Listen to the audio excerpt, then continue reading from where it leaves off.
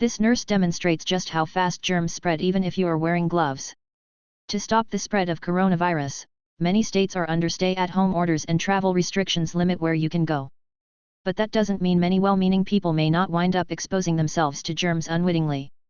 On a recent trip to the grocery store, Molly Lizzie, a former emergency room nurse in Saginaw, Michigan, she noticed a lot of people wearing gloves, which she thought was great.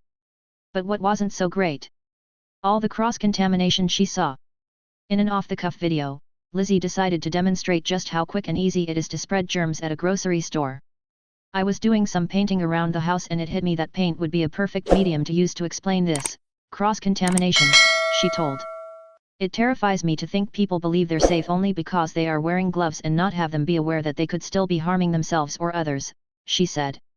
"We know that coronavirus can spread through sneezes and coughs, and new research shows it can be passed from talking, or possibly even just breathing, which makes passing germs from object to object that much easier." In her video, Lizzie simulates going to the grocery store and she starts off by putting gloves on her hands, grabbing her cell phone as she leaves her car, cleaning a shopping cart and grabbing some toilet paper. She uses a piece of cardboard as her cell phone and dips her fingers in a plate of paint to symbolize the germs on her hands as a result of grabbing toilet paper. "But it's the germs on my gloves, that's fine, right? It's on my gloves," she said in the video. "But now I'm walking along and my phone rings, so I've now touched my hands together a couple times. I reach for my phone and oh, I have a text message from my husband." Lizzie continues to pretend she's walking through the grocery store and as she imitates picking up new items to put in her cart, she dips her fingers back into the paint to mimic the germs she's picking up throughout this process. "I understand as a nurse I have had extensive training in the use of PPE, but many people in the general public have not," she said. "They are all so fearful right now they will do anything to protect themselves, but it's important they do so properly." Eventually, after picking up a simulated phone call, the paint winds up on her cheek, symbolizing the germs that would have traveled to her face. Even once she takes the gloves off, Lizzie shows the paint had wound up on her makeshift phone, which she holds after taking the gloves off, ultimately resulting in cross-contamination. Her general message?